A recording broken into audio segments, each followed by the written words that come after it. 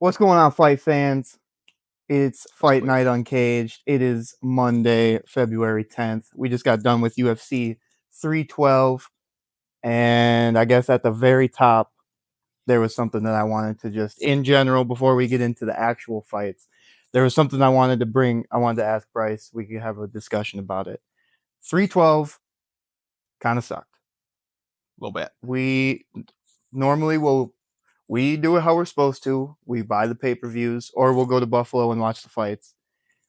We don't, we do what we can, but this card wasn't the greatest. We need a new pay-per-view format. We need some sort of new way to do this where we're not paying $20 a month because you pay for ESPN Plus. I do. Because I pay, so we pay $20 a month. Yeah. And then on top of the $80, essentially a month too for every, because there's a pay-per-view every month. Mm-hmm. So essentially you're paying $100 a month to watch the UFC fights. The only way that they're gonna argue as far as like it still being worth it is because it was like what, 2 title fights, I think, right at the end. Yeah, So because that's it the was Weili and so which that's those are the only 2 fights I wanted to watch. but that will always be their argument as to why it was still worth a pay-per-view because there was 2 title fights in it. Which I see that standpoint, but at the same time, it's not what the fans want to see. The rest of the card though, normally you have I'd say you have the 5-fight main card. You have one fight that's just a good fight. You have two names where it's that no really implications of anything, but you have a fun fight. And then you have 2 fights that are like people in that are ranked. You have fights that have some sort of implications down the road where it like factors into their rankings Right. and like stuff like that. And then the last 2 fights are title fights. I mean, like that's kind of normally how the format Usually. has been. This was 3 fights of essentially like there was nobody ranked. There was nobody that has any sort of like, oh, here's somebody who's like, in contention for the title. Like, here's somebody who, there was none of Well, that. as well, like all the even prelims and I think most of the other fights on the main card too. Everything was pretty much one-sided. Like there wasn't really any like debate as far like who won or lost the fight. Everything seemed so one-sided. So that also tells me it was like lazy matchmaking. I don't know. It was just like a throwaway pay-per-view. It was Right. like, wait, we gotta do a pay-per-view, but we don't have much to show for it, but we're gonna just throw this shit on there and make it work. And it kind of took that boxing format where it's like none of the other fights matter except for the main fight. Yeah. Even the Weili fight, it mattered. It's a good fight. It brought up more questions that I have to ask you in a bit here. But like that's the fight. That was the one that like that's the title fight. And then the Sean Strickland fight. The rest of the fights were throwaways, like you said. Yeah. So really, like it took that boxing like format where it's nobody gives a shit about any of the other fights a lot except for the of title fight. times too though, like we'll at least have like an up and comer or like a big hype train name or something like that too. Right. That also adds like something to the card. That's what I'm saying. You have like 2 people who are just like a good fight that are names to put on the card, and then the rest of them are like, this guy's 8, this guy's 10, this guy's 5, this guy's 7. You have guys who are in the mix at least. Didn't have that at all. Kind of a letdown. The co-main and the main event were good fights, which I'm confused on that too. Like I saw a lot of stuff on Twitter afterwards. X, my bad. Everyone says that the Sean Strickland DDP fight sucked. It was awesome. It was fun. It was a awesome fight. Yeah. It was very one-sided, but it was a fun fight. I don't understand where the hate was and why. Like I don't know.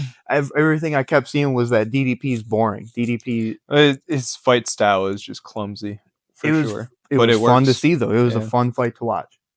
Yeah. I don't know. We need a new. I don't want to pay for these fights. If that's how the fight cards are going to be, if there's 1 or maybe 2 fights that I actually care about, I don't want to pay for it. Yeah. Well, the only way that they're going to change it is if people stop paying for it.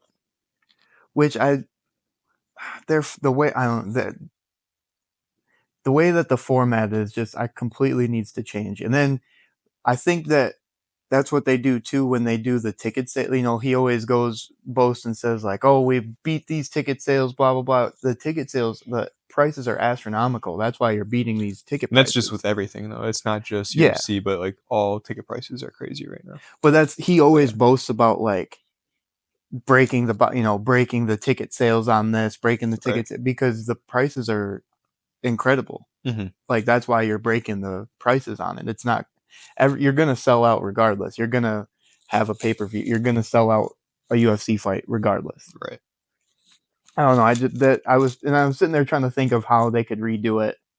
And like I told you that one, I saw something about someone suggesting them go to Netflix and you could have everything be on Netflix.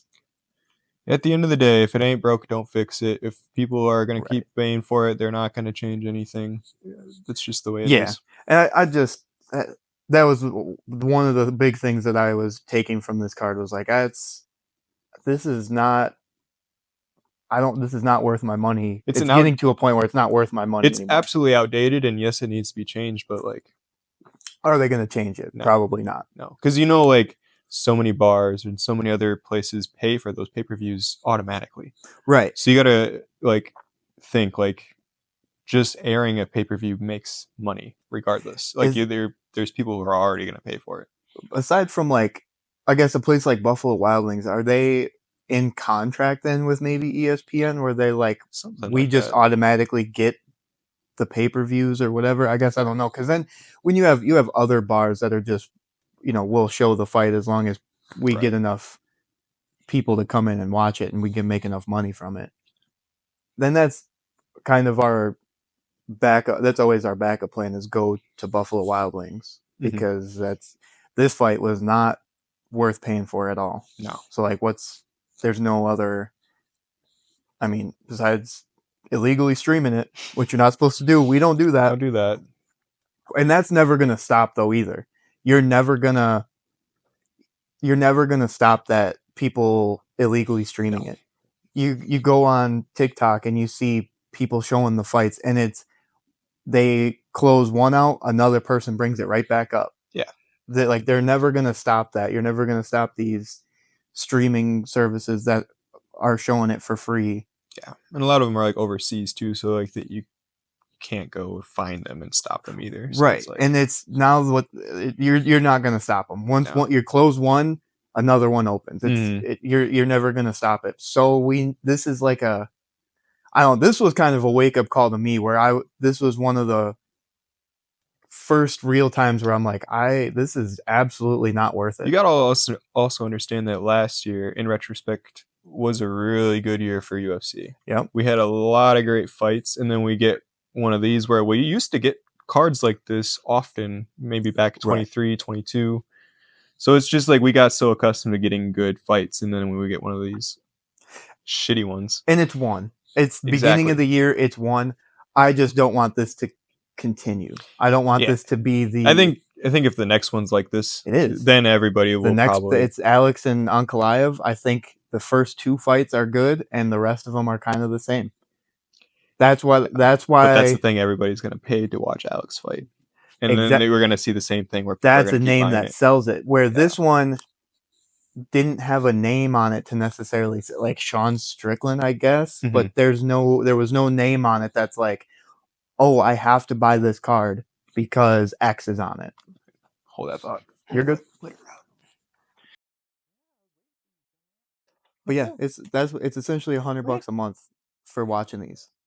Because it's a streaming service for ESPN, so we pay $20 a month just to watch ESPN Plus. But then the pay-per-views are $80. So and those are once a month, so you're paying $100 a month to watch these fights. Right. And like last night was just not. Normally you have 3 or 4 fights that are fun to watch, so it is worth it. This one was just not at all worth it because there was 2 fights that were fun to watch. The other ones were just not. Like at that point, it was like a fight night with title fights on it, essentially. Right. So then I guess getting into that, this is the co-main event. Weili absolutely dominated Tatiana Suarez. Stuffed 14 out of 15 takedowns. Holy, like, So in my prediction, I said that Tatiana was going to just out wrestle her and win a decision. I thought that she was gonna. She's a beast of You a thought wrestler. that? Really? It's just my prediction. I thought she was. I thought it was. She was gonna. I thought Weili was gonna have an advantage on stand up. Well, for sure. So then I thought Tatiana was gonna just take her down. Tatiana seems a lot bigger also than Weili, so I thought it was gonna be one of those where it's like you can just body her and kind of take her down and control time. That's what I thought was going to be most of the fight. Yeah. Boy, was I wrong. I've learned never to doubt Weili. So this is the question I wanted to ask you with this. Okay. Is Weili... Okay, hold on, let me back up. When you look at the greatest women fighters of all time, who you got? Nunez, you got Amanda. Yeah. Who throw some names out there. Shevchenko and Weili. That's why they make that fight next. Weili... I think, like, I never thought about it. Weili is one of the greatest women fighters ever. It snuck up on everybody, but yeah, she is the best right now. She's amazing. Like, okay, pound for pound, like she's like kind of like Khabib in a sense where she's not losing rounds. She's not losing rounds. She's not losing. Like, you're dominating. You So the first round, you could argue she maybe lost the first round because she came out like a bat. Tatiana came out like a bat out of hell. Did you see? She tried to take her down. And hit her knee against the cage, and her knee had such a disgusting gouge in it. It was gross. Oh, it was gross. But like, and then she did get taken down at one point, but for barely any amount of time because she kept wrestling, and Weili was just dominating her. Is she one of the greatest of all time? Absolutely. That's why I would love to see her against Shevchenko. Because then I think Weili would beat Shevchenko. That might be like a hard take, but I think that's what would happen. I guess I don't know the weight divisions too much, or like the weight classes. Where can these women fight? Can we have some of these Valentina Shevchenko against Weili would be absolutely crazy. Yeah. And I'm sitting there thinking about it. If you had a super fight, if Amanda never retired, her and Amanda, if they could meet at a weight, I feel like that weight might be too much of a difference. Amanda's just too big. But if they could meet somewhere, like, and then you look at her resume, she beat Joanna twice. Yep.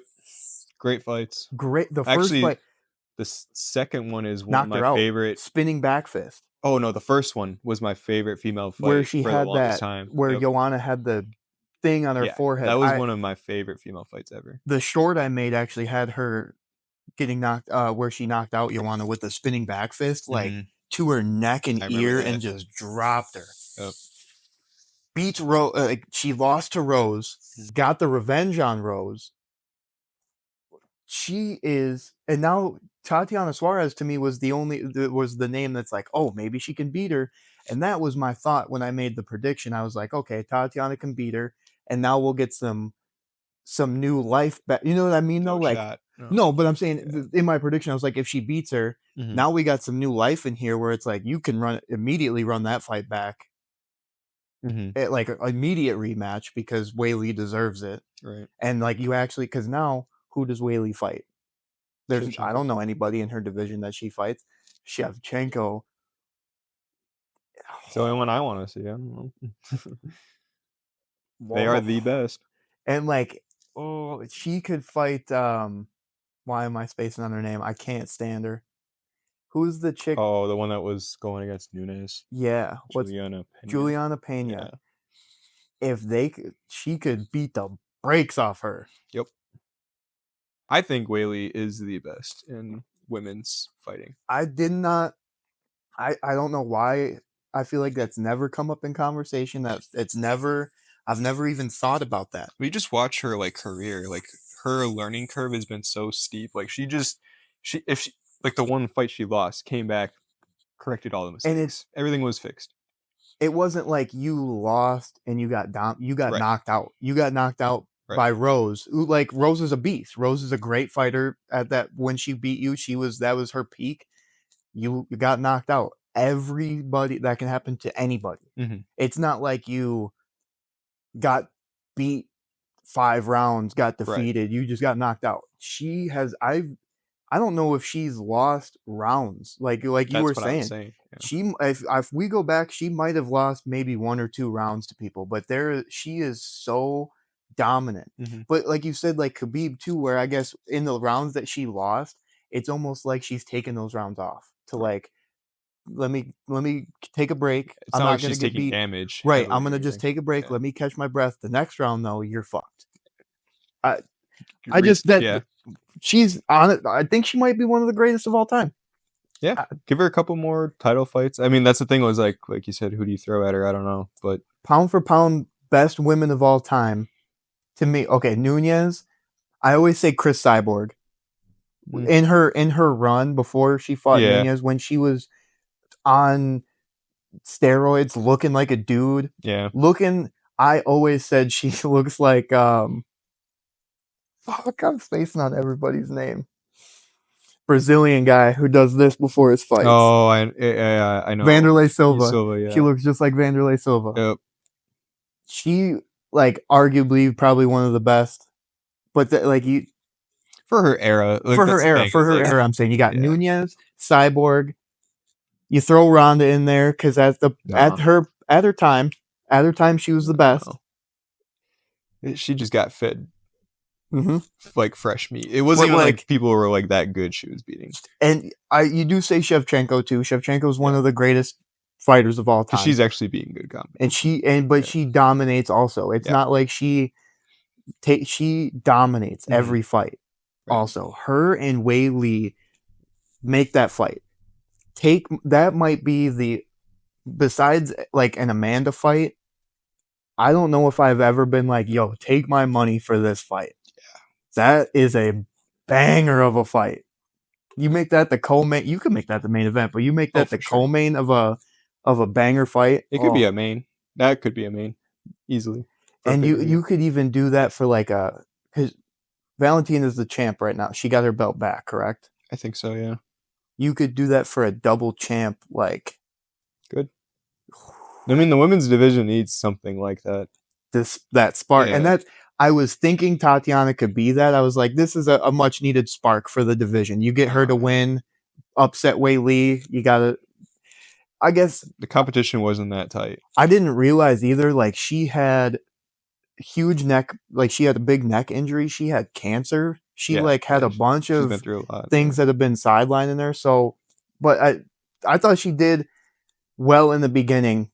And then just there's a point when you realize, oh, this is why she's the champ. This is why she's so much better than everybody else. Yeah. And there was such a significant speed gap, time, like everything, stuffing every takedown. And some of those 15, takedowns were god awful. The most telegraphed, like, hey, I'm taking you down right now.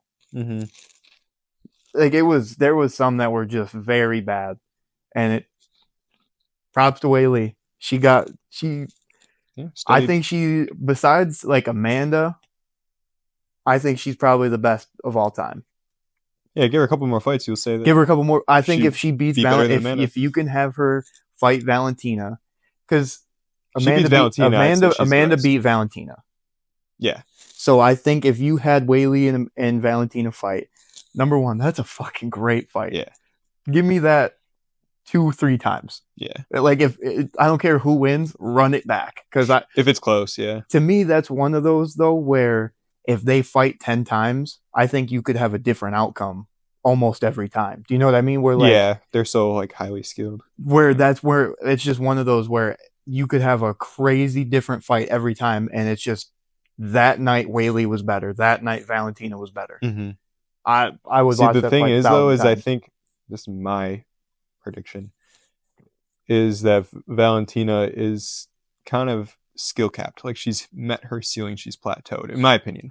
Right. But Weili is continuously adapting. So even if Valentina per se hypothetically wins this first super fight, Weili comes back and wins. Oh yeah, for sure. She downloads what she did wrong, fixes what she did wrong, 100%. Adapts. Yeah.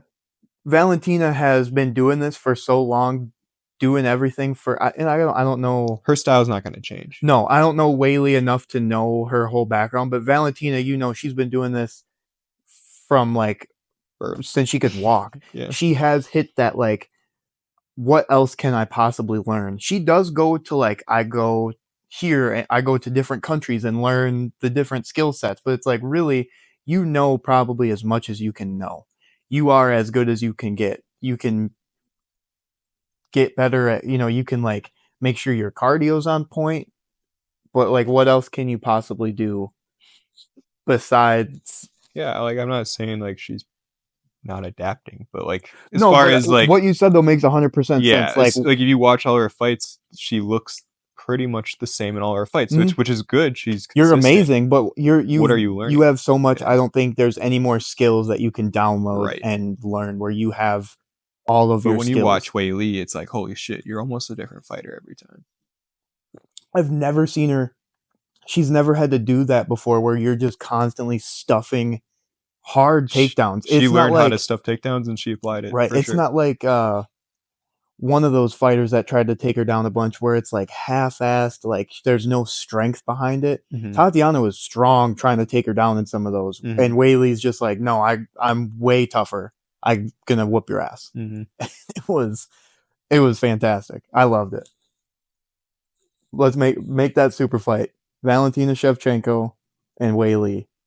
Make that fight. Take my money. Show what we just said in the first fight, in the first argument about changing the pay-per-view. Give me that fight. Give me the fight that I want, and I will pay the money. Right.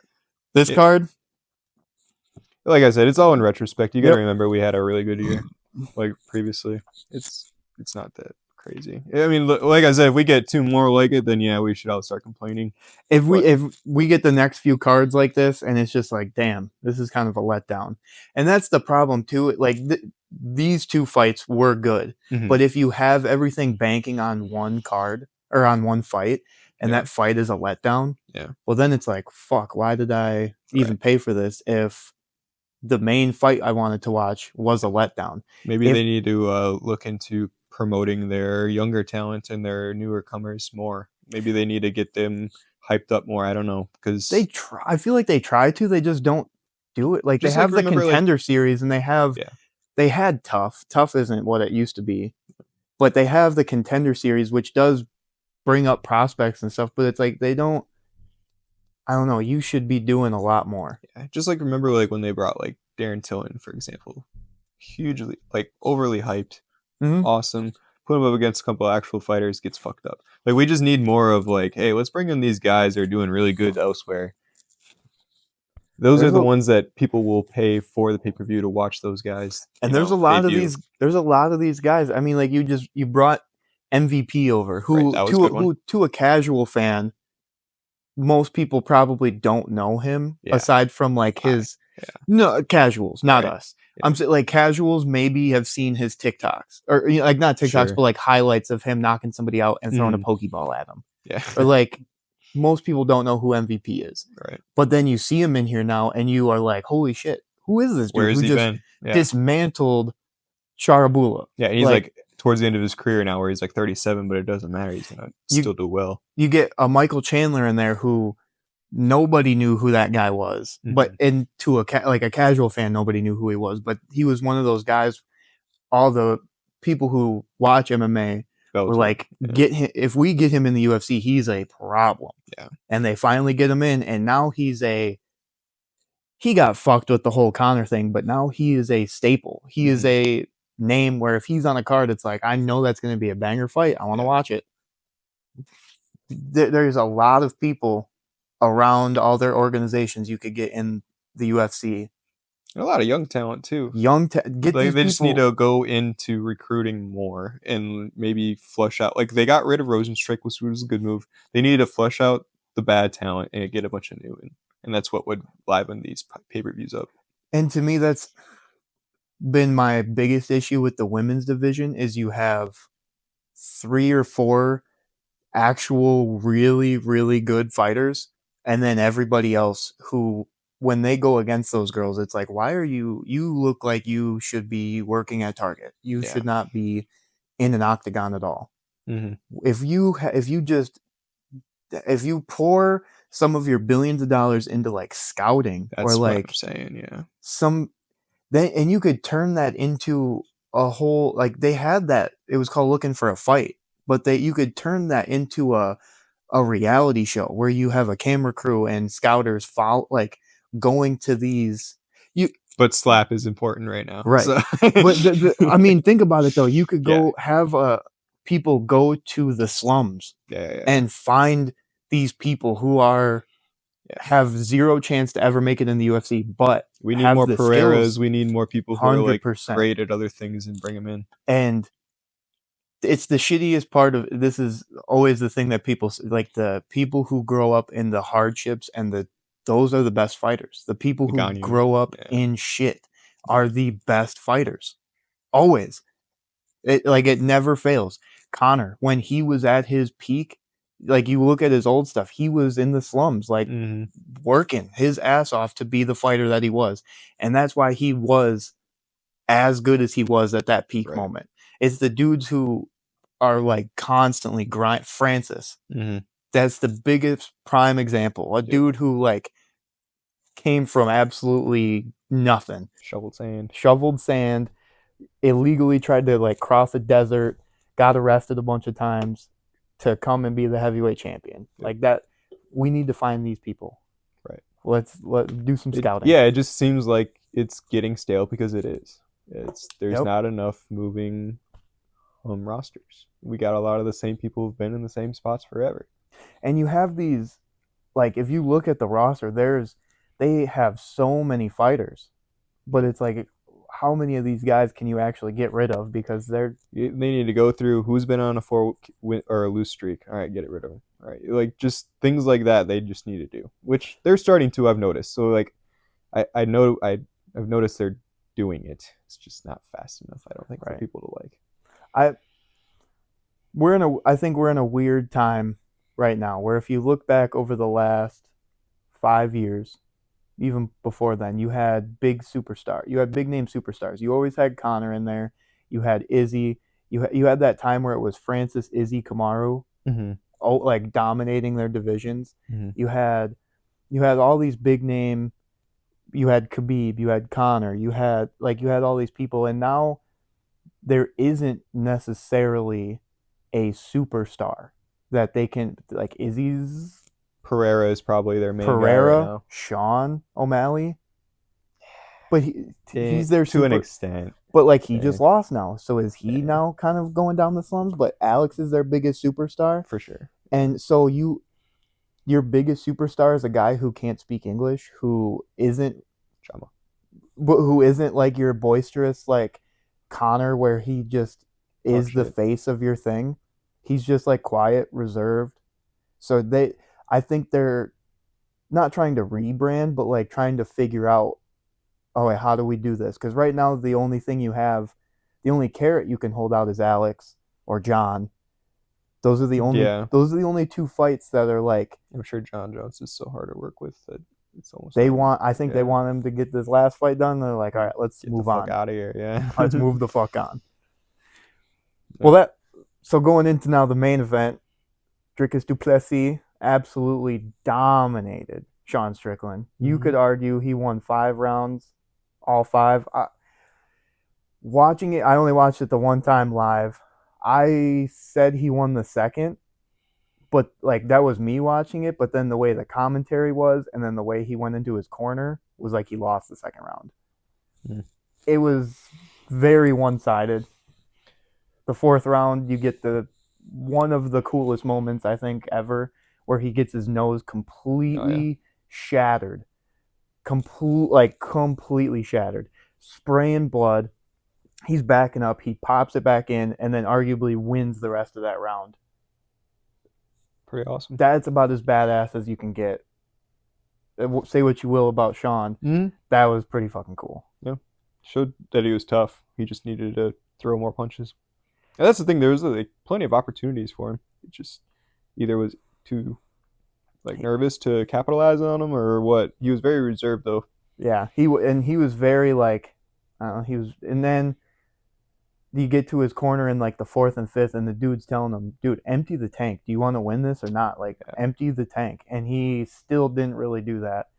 There's things about he might have a staph infection, but he wasn't going to back out of the fight. He's not. There was stuff he's maybe even not taking antibiotics when he had that staph, and he's just letting it ride. Who knows? They asked him in the press conference about it too, and he's like, "I don't get staph, I give staph." That's Sean. You can only help people so much. Yeah, that's just Sean being Sean.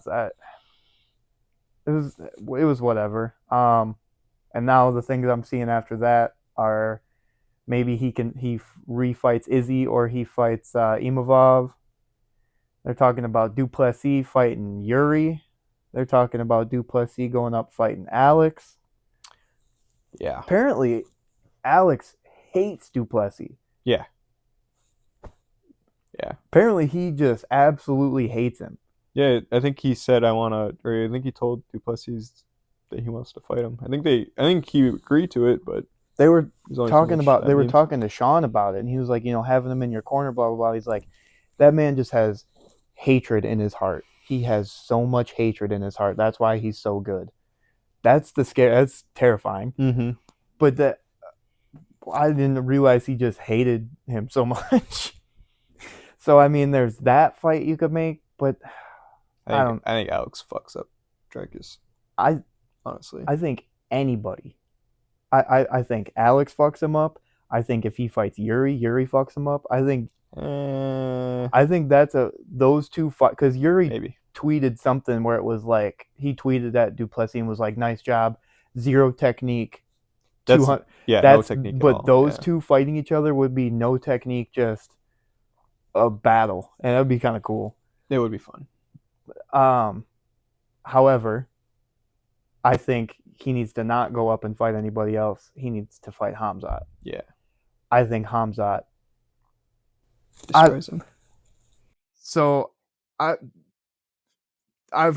been doing too much Twitter reading. A lot of people say that DDP fucks him up because Khamzat can't last rounds 4 and 5. I think Khamzat destroys him in round 1. I was gonna say, I don't think Dricus makes out of his first round. He's big. He's a big boy for Khamzat. I think Khamzat takes him down, gets his back, and strangles him until he dies. Yep. I don't know. He did it to Robert Whittaker, where he broke all of his teeth. I don't see him losing to anybody. And I don't know. He has lost. He fought Kamaru. If that fight would have went 5 rounds, you could argue Kamaru probably could have won that one. He had a close fight against Gilbert Burns. So when he does fight like the cream of the crop, top of the top, he does struggle. When he goes into those later rounds, he does struggle. However, old Khamzat. We don't know about this new Khamzat, though. We've never seen him go those 5 rounds, though. He always is a 3-round guy. And then in those later rounds, it's if he doesn't make you tap in the first round, he's usually kind of because he is immediately shooting for a takedown and trying to get you to tap. And then the second and third round, I went back and watched the Kamaru fight. Kamaru won the 3rd round for sure. Arguably maybe won the 2nd, but Khamzat won. They had Khamzat winning. He got destroyed in the 1st round, but he was able to withstand the war, withstand the barrage of not getting tapped out. He got taken down, but he was fighting. Because Kamaru's a world-class wrestler. He's good. When you have a guy who can go toe to who can not get tapped out in the 1st round, Khamzat starts to fade a little. Is that gonna continue? We don't know. I don't think Dricus's wrestling is as good to handle that. I think he absolutely dominates. I think he makes him tap in the 1st round. Yeah, as soon as Dricus goes to throw a punch, he's getting taken down. I think it's the same thing where Khamzat knows I'm not going to stand with you, because he could 1,000,000% get knocked out by Dricus. One wild punch, he gets clipped, he's done. Why risk that? I'm going to take you down. even though Dricus can kind of wrestle, I'm going to take you down. You're not going to have any takedown defense for me, and I'm going to strangle you. Yeah. And I think he does that to everyone. I don't see him losing to anybody in that division. In that division, no. The only one that's like a wild card for me right now is Imavov, just because I don't know anything about him. I don't know anything about him, but he's good. Clearly, he's good. He's good, but is he good enough to defend that takedown? That's that Russian Chechen. I'm gonna just constant pressure, and I'm gonna smash you. There's not much that can beat that. That's his one hole in his game, though, is if you can withstand that first round. It's just there's not many who can withstand that first round. Right. So yeah, I think I don't want to see. That's what they keep talking about is Dricus moving up to fight Alex. I think Alex beats him. I think him and Yuri would be a fun fight. Absolutely, I'd watch it. That one is a toss up to me. I would have Yuri, I guess. I would take Yuri, but that's just a toss-up. But he needs to stay where he's at, and you need to fight Khamzat. We need to quit having this game of him waiting in the wings, and he's the boogeyman who's waiting. Have him be champion. Have him win. Have him dominate for the next, however long. Yeah. I don't see any other options besides that. Yeah. Well, then there's more to do in the lower ranks or the underlings, I guess. So like Izzy and Strickland can fight each other again. And I think Izzy has 2 fights left on his contract. Have him have 2 more fun fights. Hang it up. I'm cool with that. Have him have 2 fights though that are. He doesn't need to fight for a title. He doesn't need to do anything. Fight Strickland again. That'd be fight good. Strickland. Have him get his win back, which would that would be good for him. And then have him fight Alex again. I don't know. Fuck it. Maybe for the 3rd time. I don't. I don't know if they'll do that, but no. Yeah. Maybe. Well, you could have him fight I'm happy that he. I said it in the last episode. I'm happy that he didn't ever have to fight Khamzat, because as good as his takedown defense is, he's getting smashed. I think he's tapping in the first round. I think everybody's tapping in the first round to Khamzat. If they don't have a good wrestling background, yeah. Everybody in his division is getting tapped in the first round. Yeah. I don't know enough about Imavov, but I think probably would happen. Pretty much everybody's getting tapped. So, yeah, we'll see what happens with that.